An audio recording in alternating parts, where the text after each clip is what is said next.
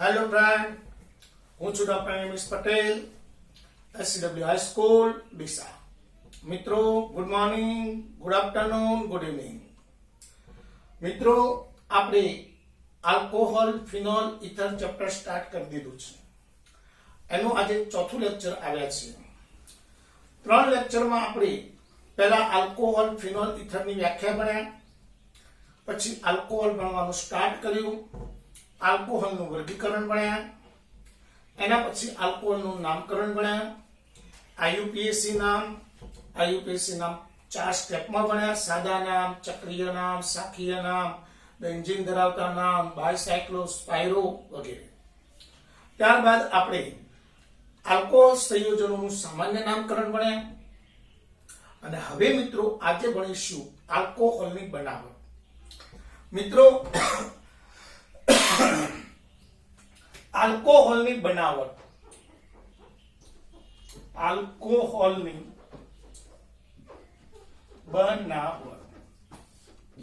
મિત્રો, આલ્કોહોલની બનાવટની મુખ્ય 3 પ્રક્રિયાઓ છે. પણ મિત્રો, આલ્કોહોલની બનાવટ ખૂબ કોન્સેપ્ટેબલ પોઈન્ટ છે. આમાં ઘણા બધા કોન્સેપ્ટો છે, એ આપણે ક્લિયર કરીશું. પહેલા આલ્કોહોલની બનાવટની 3 પ્રક્રિયામાં પહેલી પ્રક્રિયા છે આલ્કીનમાંથી આલ્કોહોલ. આલ્કીનમાંથી આલ્કોહોલ.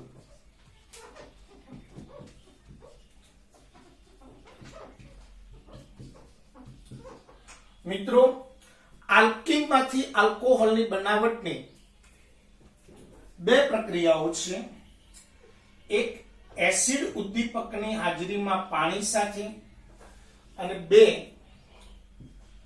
ડાયબોરેન અને H2O2 સાથે. એસિડ ઉદ્દીપકની હાજરીમાં પાણી સાથે, ડાયબોરેન અને H2O2 સાથે. આલ્કીનમાંથી આલ્કોહોલ બનાવીએ છીએ મિત્રો. એસિડ ઉદ્દીપકની હાજરીમાં પાણી સાથે પ્રક્રિયા કરતા આલ્કોહોલ બને છે. પણ આમાં આલ્કીન સંમિત હોઈ શકે અને અસંમિત પણ હોઈ શકે. દાખલા તરીકે ઇથિન છે, CH2 ડબલ બોન્ડ CH2. હવે ઇથિનમાં ડબલ બોન્ડની બંને બાજુ સેમ પરમાણુ છે, મતલબ આ આલ્કીન સંમિત છે. એની એસિડ ઉદ્દીપકની હાજરીમાં પાણી સાથે પ્રક્રિયા કરું છું તો H+ OH- છૂટા પડે. કોઈ પણ એક કાર્બન સાથે H, કોઈ પણ એક કાર્બન સાથે OH. ચલો હું આ કાર્બન સાથે H જોડું તો CH3 CH2OH, તો ઇથેનોલ નિપજ મળે. પણ જો આ જ પ્રક્રિયા હું propane CH3 CH double bond CH2 propane સાથે એસિડ ઉદ્દીપકની હાજરીમાં પાણી સાથે પ્રક્રિયા કરું છું તો હવે અહીંયા એક નિયમ લગાવવો પડે છે. મિત્રો, અસંમિત આલ્કીન હોય તો માર્કોવ-નિકોવના નિયમ પ્રમાણે એસિડ ઉદ્દીપકની હાજરીમાં પાણી સાથેની પ્રક્રિયાથી નિપજ મળતી હોય છે. મિત્રો, હવે માર્કોવ-નિકોવનો નિયમ શું છે એ જ જો તમને ખબર નથી તો આ કોન્સેપ્ટ તમારે ગોખવો પડે. માર્કોવ-નિકોવનો નિયમ શું હતો? તો દ્વિબંધ ધરાવતા બંને કાર્બન ઉપર માંથી ઓછા હાઇડ્રોજન ધરાવતા કાર્બન સાથે વધુ વિદ્યુત ઋણ ઘટક જોડાય છે. દાખલા તરીકે પાણીના 2 આયનો H+ અને OH- તો ઋણ ઘટક દ્વિબંધ વાળા ઓછા હાઇડ્રોજન ધરાવતા કાર્બન સાથે જોડાય, એટલે OHCH સાથે જોડાય અને HCH2 સાથે જોડાય તો નિપજ મળે છે CH3 CHOH CH3 પ્રોપેન 2. ચલો દાખલા તરીકે બ્યુટેન છે CH3 CH2 CH double bond CH2. ચલો એની H+ ની હાજરીમાં પાણી સાથે પ્રક્રિયા કરીએ તો પાણીના 2 આયનો H+ OH. તો હવે આમાં તમને આઈડિયા આવી જશે કે OH કયો જોડાશે? તો ઓછા હાઇડ્રોજન ધરાવતા કાર્બન સાથે.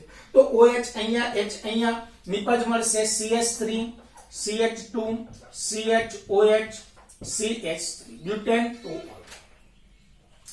જો આલ્કીનની ડાયબોરેન સાથે H2O2 સાથે પ્રક્રિયા કરીએ, CH2 double bond CH2 ડાયબોરેન H2O2, તો આમાં એક કાર્બન સાથે H, એક કાર્બન સાથે OH, આમાં કોઈ નિયમની જરૂર નથી, નિપજ મળશે CH3 CH2 OH. પણ પ્રોપીન છે CH3 CH double bond CH2 ડાયબોરેન BH3 twice H2O2, તો આમાં OH ક્યાં જોડાશે? તો ડાયબોરેન અને H2O2 સાથે પ્રક્રિયા કરીએ તો OH દ્વિબંધ વાળા વધુ હાઇડ્રોજન ધરાવતા કાર્બન સાથે જોડાય અને H ઓછા હાઇડ્રોજન ધરાવતા, એટલે નિપજ મળે છે CH3 CH2 CH2OH પ્રોપેનોલ.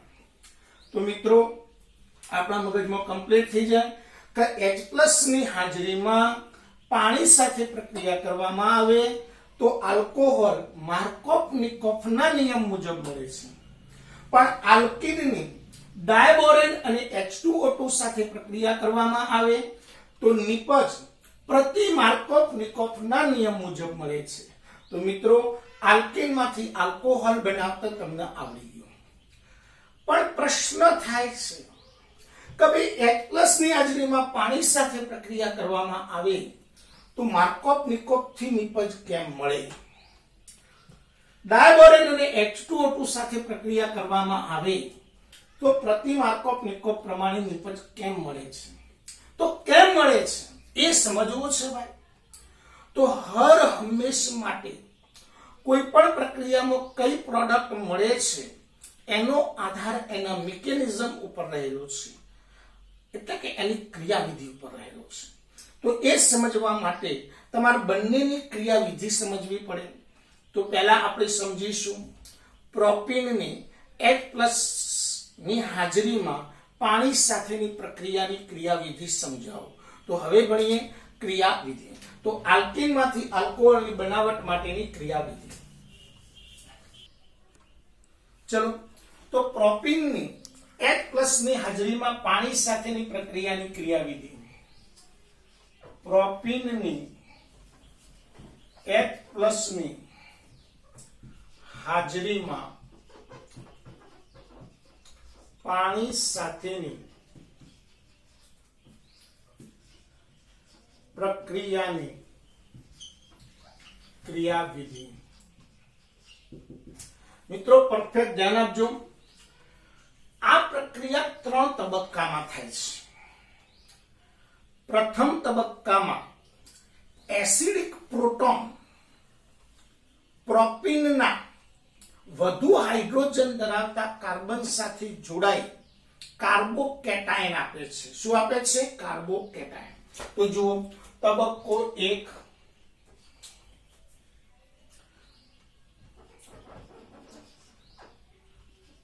પાણીનું એસિડિક પ્રોટોન પ્રોપીનના વધારે H ધરાવતા કાર્બન સાથે જોડાય છે. ચલો મિત્રો, propyne CH3 CH double bond CH2. ચલો, એસિડિક પ્રોટોન H+. હા, પહેલા તો એસિડિક પ્રોટોન કેવો હોય તો આપણે જાણીએ, પાણીમાં H+ ઉમેરો એટલે H3O+ બને. OH OH OH+, H3O+ બને. આ H3O+ માંનો H+ એને એસિડિક પ્રોટોન કહેવાય. તો એસિડિક પ્રોટોન ઝડપથી પ્રોપીનના વધારે હાઇડ્રોજન ધરાવતા કાર્બન સાથે જોડે.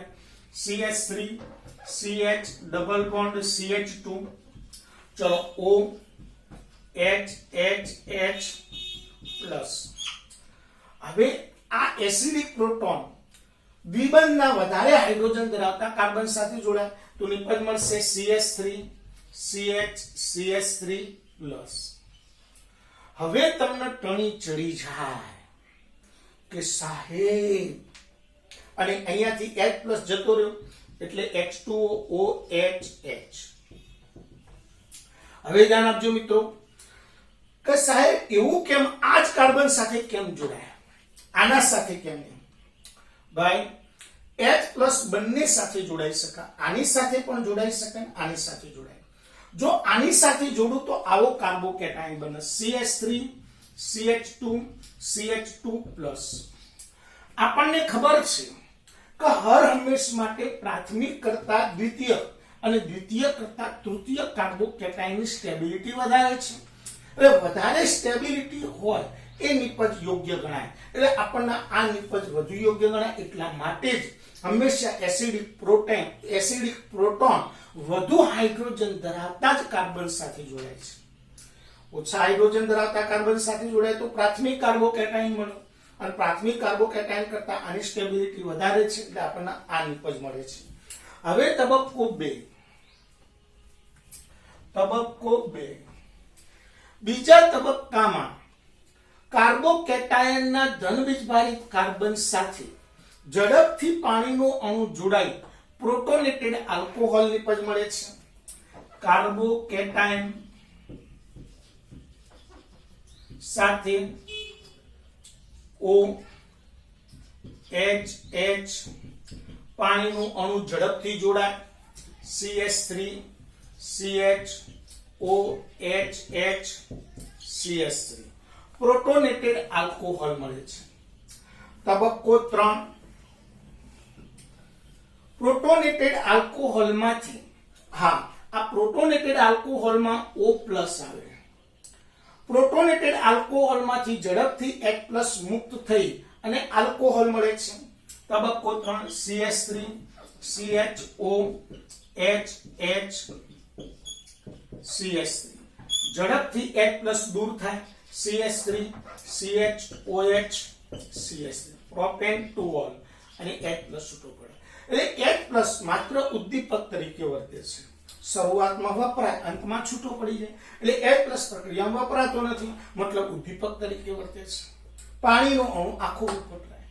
તો આ રીતે આપણને પ્રોપીનમાંથી H+ ની હાજરીમાં પ્રોપીનની H+ ની હાજરીમાં પાણી સાથેની પ્રક્રિયાની ક્રિયાવિધિ સમજાવો તો આ ક્રિયાવિધિ કમ્પ્લીટ થઈ ગઈ.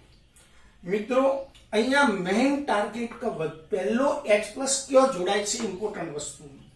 તો યાદ રાખો, પહેલા તબક્કામાં H+ વધારે હાઇડ્રોજન ધરાવતા કાર્બન સાથે જોડાઈ અને કાર્બોકેટાયન આપો. બીજા તબક્કામાં કાર્બોકેટાયન સાથે પાણીનો અણુ જોડાઈ પ્રોટોનેટેડ આલ્કોહોલ આપો. ત્રીજા તબક્કામાં પ્રોટોનેટેડ આલ્કોહોલમાંથી H+ છૂટો પડી અને આલ્કોહોલ મળે. તો આ રીતે આપણને આલ્કોહોલની બનાવટનું મિકેનિઝમ આવડી જાય. આ જ રીતે તમને કે બ્યુટીનની H+ ની હાજરીમાં પાણી સાથેની પ્રક્રિયાની ક્રિયાવિધિ સમજાવો તો એક જરા ઉદાહરણ બીજું લઈએ.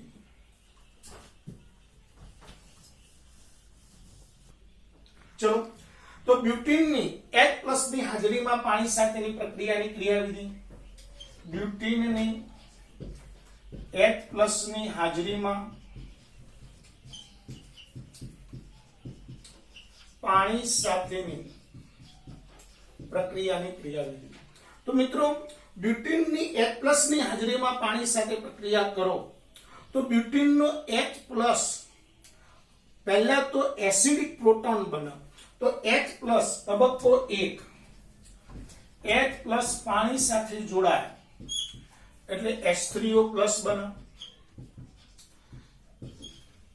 હવે H3O+ નો એસિડિક પ્રોટોન બ્યુટીન સાથે જોડાય. ચલો, બ્યુટીન CH3 CH2 CH double bond CH2. ચલો, એસિડિક પ્રોટોન HOHH+.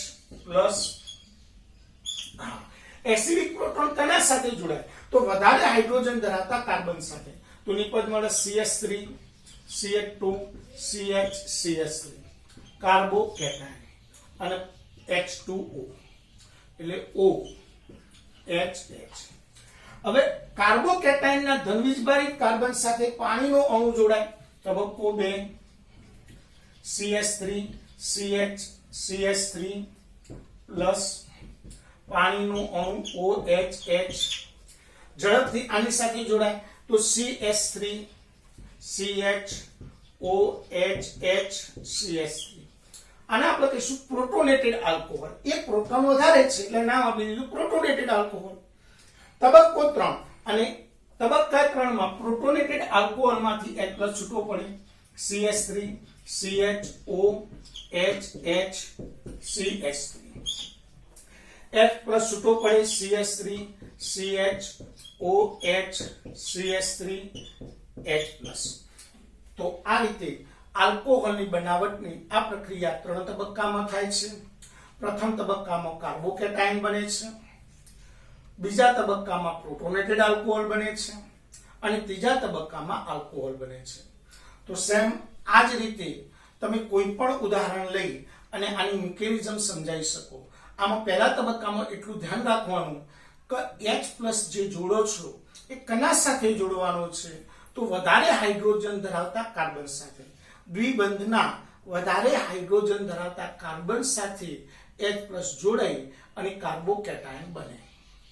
કોઈને ટણી ચડશે કાર્બોકેટાયન કેવી રીતે બને સમજવું છે તો ધ્યાન આપો. કાર્બોકેટાયન કેવી રીતે બને છે? માનો કે આ પાઇબંધ તૂટે છે. આ પાઇબંધ તૂટે એટલે આના પર ઋણ વીજભાર બને, આના ઉપર ધન વીજભાર બને. હવે આ ઋણ સાથે H+ જોડાઈ જાય એટલે CH3 બની જાય એટલે અહીંયા ઋણ વીજભાર કેન્સલ થઈ જાય એટલે અહીંયા ધન વીજભાર ઉત્પન્ન થાય એટલે કે કાર્બોકેટાયન બને. કાર્બોકેટાયનના ધન વીજભારી કાર્બન સાથે જ પાણીનું અણુ જોડાય અને પ્રોટોનેટેડ આલ્કોહોલ બને. પ્રોટોનેટેડ આલ્કોહોલમાંથી H+ દૂર થાય અને પ્રોપેન 2 આલ્કોહોલ બને. તો મિત્રો આપણે આલ્કીનમાંથી આલ્કોહોલ બનાવવાની 2 રીત ભણ્યા, એમાં એક મિકેનિઝમ પૂરું કર્યું. હવે આપણે મિકેનિઝમ 2 ભણીએ.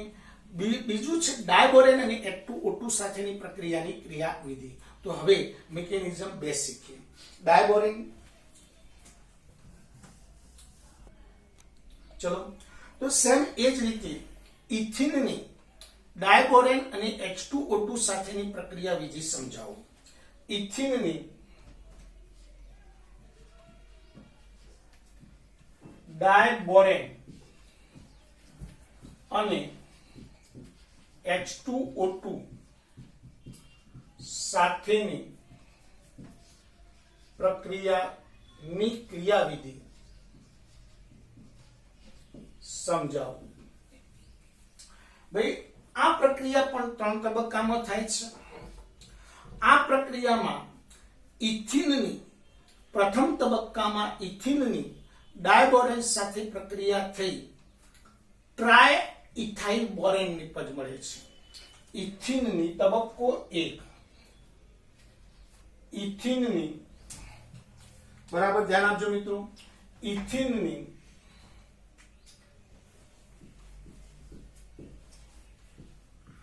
ડાયબોરેન સાથે પ્રક્રિયા થઈ ટ્રાય ઇથાઇલ બોરેન નિપજ મળે છે. ચલો ઇથિન એટલે CH2 double bond CH2, ડાયબોરેન BH3. ચલો ડાયબોરેન નો H એક કાર્બન સાથે જોડાય અને હવે H જતો રહે BH2 બીજા કાર્બન સાથે જોડાય એટલે H અહીંયા જોડાય તો CH3 CH2 BH2.